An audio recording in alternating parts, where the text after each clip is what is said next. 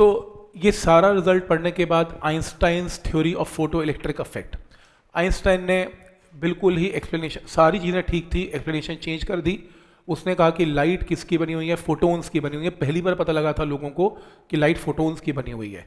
तो इस केस में 1905 में Einstein explain photo electric effect on the basis of Planck's quantum theory according to which light radiation travels in the form of discrete photon. तो एक नई theory लेके आया ये कि लाइट फोटोन्स की बनी हुई है और energy of each photon is h new, ये आपने केमिस्ट्री में पढ़ा हुआ है।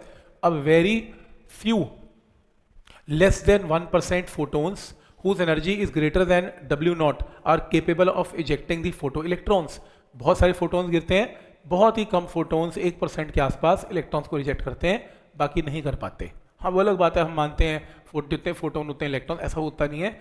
वेस्टेज ऑफ फोटोन्स बहुत होती हैं, वैसे सारे फोटोन्स की एनर्जी जैसी होती नहीं है। वैसे कई एक अगर लाइट की इंटेंसिटी, अगर मैं एक लाइट को घेरूँ 1,00,000 फोटोन्स हैं तो 20,000 कमज़ोर भी होते हैं, 20,000 थोड़े स्ट्रॉन्ग भी होते हैं, 20,000 बहुत स्ट्रॉन्ग भी होते हैं।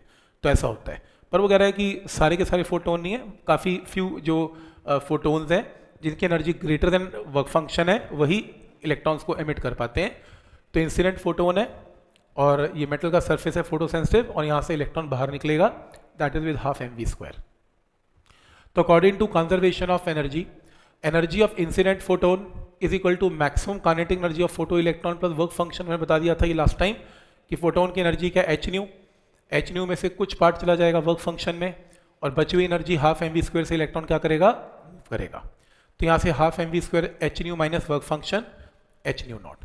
तो ये आपने केमिस्ट्री में किया है, पर ये समझ में आ रहा है यहाँ तक कैसे काइनेटिक एनर्जी ऑफ इलेक्ट्रॉन क्या होगा, फोटोन की एनर्जी माइनस वर्क फंक्शन। और वर्क फंक्शन को कैसे लिखा जाता है, h nu naught, where nu is frequency of incident radiation और nu naught is threshold frequency. अब वो कह रहा है कि इसमें आइंस्टाइन्स का photo electric equation can be used to explain the laws of photo electric effect. अब फोटोन्स का अगर कॉन्सेप्ट सही माना जाए तो आइंस्टाइन ने अपने 4 जो फोटो इलेक्ट्रिक लॉज हैं उनको बिल्कुल सही जस्टिफाई किया। कैसे? पहला point, explanation of effect of intensity. इसने ये कहा इंटेंसिटी ज़्यादा का मतलब एनर्जी ज़्यादा नहीं है, इंटेंसिटी ज़्यादा का मतलब number of photons per second ज़्यादा है। नंबर ऑफ फोटोन्स को इंटेंसिटी बोलते हैं यहाँ पे। तो as each photon eject each electron, एक फोटोन एक इलेक्ट्रॉन को इजेक्ट करता है, तो number of photoelectron ejected is proportional to intensity. तो अगर 10 फोटोन्स हैं तो 10 इलेक्ट्रॉन निकलेंगे, 50 हैं तो 50 निकलेंगे, 100 है तो 100 निकलेंगे।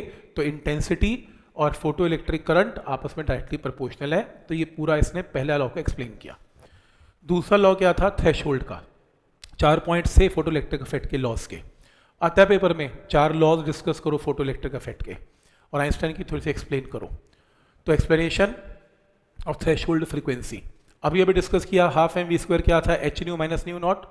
अगर आपकी फ्रीक्वेंसी फोटोन की न्यू नॉट से ज़्यादा है तो काइनेटिक एनर्जी पॉजिटिव है, तो फोटो इलेक्ट्रिक एमिशन होगा। और अगर ये कम है तो फोटो इलेक्ट्रिक एमिशन नहीं होगा, क्योंकि काइनेटिक एनर्जी नेगेटिव होती नहीं है। तो सेकंड लॉ भी इसने प्रूव कर दिया, कॉन्सेप्ट ऑफ थ्रेशोल्ड एग्जिस्ट करता है। नेक्स्ट है explanation of kinetic energy.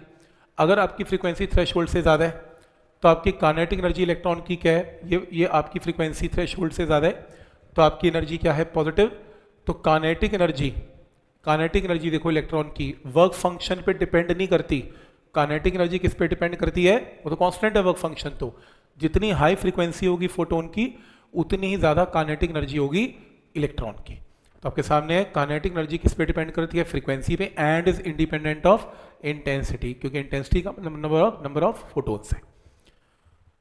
Time lag, वो कह रहा है photo electric emission is a result of elastic collision between photon and electrons. तो कह रहा है ये इलास्टिक कोलिजन हुई है क्योंकि फोटोन ने इलेक्ट्रॉन को टक्कर मारी है, इसमें टाइम लैग बिल्कुल भी नहीं है। इसे 4 लॉस को अपनी स्टोरी से क्या किया, एक्सप्लेन किया। ठीक, तो इसकी एक्सप्लेनेशन है।